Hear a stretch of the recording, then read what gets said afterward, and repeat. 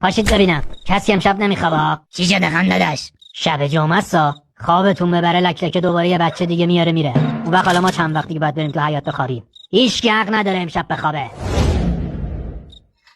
بخوابید بچه. خوابیدید؟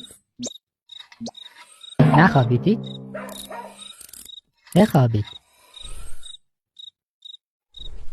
نخوابیدید؟ چرا نمیخوابید؟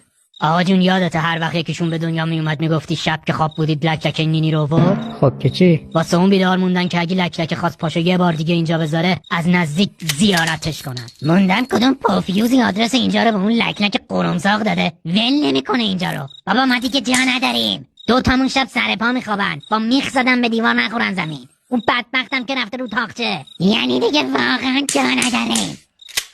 حالا چرا اونجوری به من میگی؟ به شما میگم لک بشنوه. آخ خانم جان اینا کودتا کردن. برو اونور اوضاع خیته. کی بیداره؟ خوابیدی؟